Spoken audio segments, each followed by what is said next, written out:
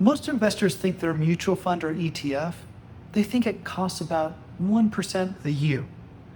However, according to academic research highlighted by Forbes, when you add up all of the visible and hidden costs in a typical mutual fund, the true cost can be over 6% a year. Now, let me say that another way. If the stock market makes 8%, but your fund structure quietly eats over 6%, you're left with around 1.8% return. The market did great, you did okay. You see, the difference went to fees, friction, and Wall Street mechanics that you never see. And here's the kicker. Many people complain about paying an advisor while actually paying more in hidden fund costs than they would have paid a transparent advisor that puts together a sensible portfolio. In this video, I'm going to show you exactly where those costs hide and how they show up in mutual funds and ETFs. And also, I will show you a simple way to see if you are overpaying in your accounts. I'm Zach Poitras. I'm a fiduciary financial advisor based in Colorado Springs, and I focus on retirement income planning. My clients, they're usually 50 and older. They're either in retirement or near retirement, and their biggest questions are simple. Do I have enough? Will my income last? And how much risk do I actually need to take? A huge part of that answer comes down to what you're really paying. The theme of this video is simple.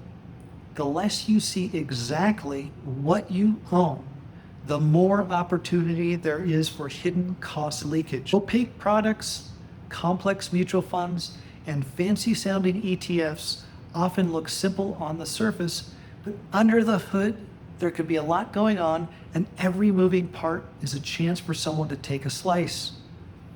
Let's walk through 4 major cost layers that a study by Kenneth Kim, an author for Forbes, found in mutual funds. And then we'll talk about ETFs, and finally, what this means for you. Now let's start with the obvious costs. And that first layer of costs are the disclosed costs. These are the ones you at least have a shot at seeing. These are front-end loads or sales charges when you buy.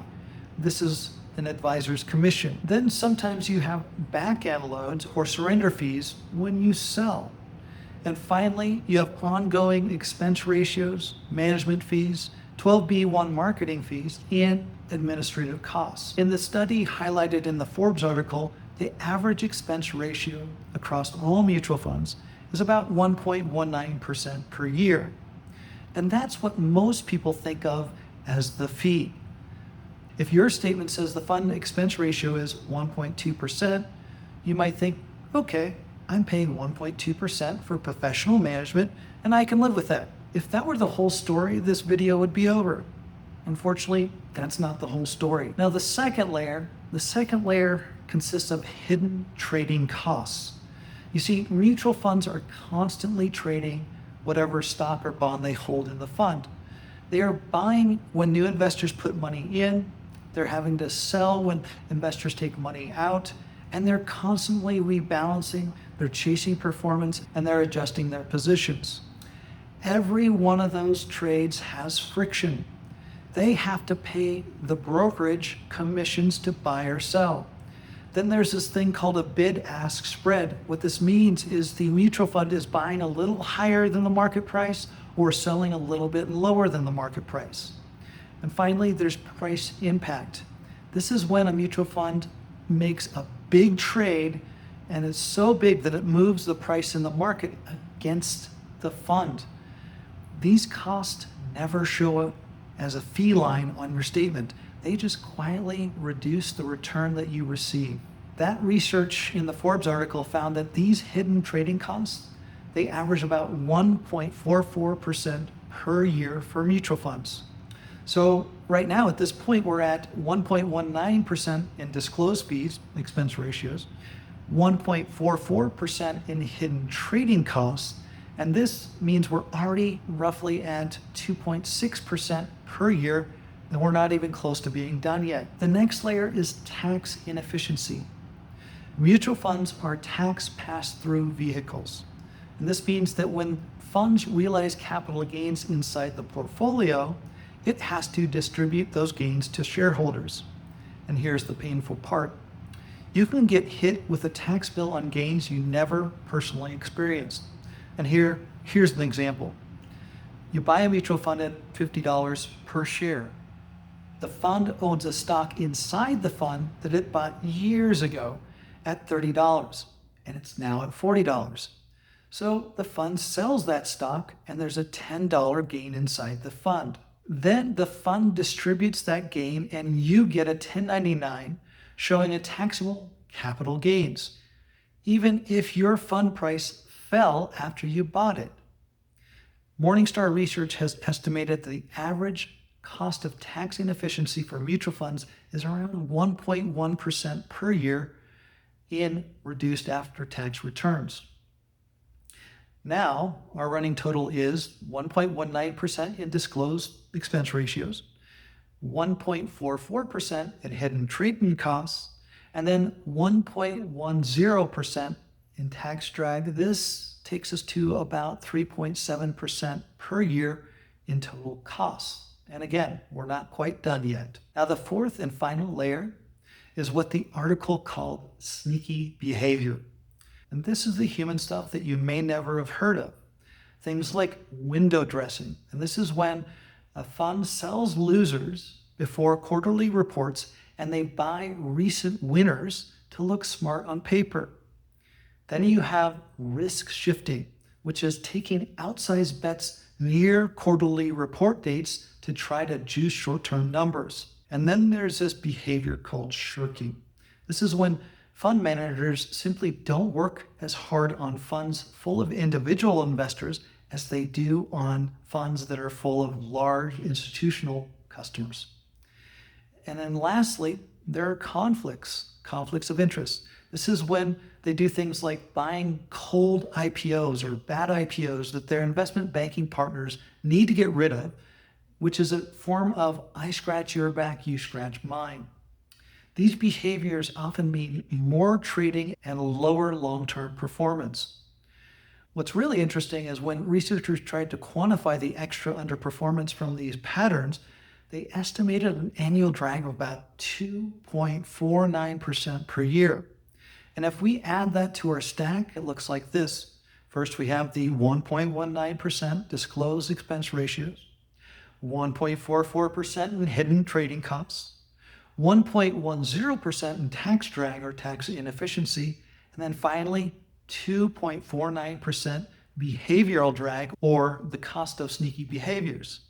This brings us to a total of roughly 6.22% per year in costs and frictions. Now imagine if the market returns 8% this year and the fund structure drag is about 6.22%. That means the investor net is roughly 1.78%. The market did its job. Your money did most of the working, but the structure took almost 3/4 of the return before I even hit your statement. That is the cost of not seeing exactly what you own and how it behaves. So what about ETFs? Generally, ETFs tend to have lower published expense ratios than mutual funds. They tend to be more tax efficient because of how creations and redemptions work. And many broad market ETFs publish holdings daily, so you know exactly what you own. That's the good side, but there are still frictions. There are bid-ask spreads on thinly traded or niche ETFs, and they can have very wide spreads. And that's a cost every time you buy or sell. Then there's still trading behavior. If you or your advisor are trading ETFs frequently, you're creating your own turnover costs. And then finally, you have complex products like leverage ETFs, exotic strategies, and very narrow niche funds, all of which can come at a cost with higher fees, more volatility, and ways to get hurt if you don't fully understand them. So yes, many low-cost, broad, transparent ETFs are a big improvement over expensive, opaque mutual funds. But the principle still holds. The less you see and understand about what you own, the more room there is for leakage.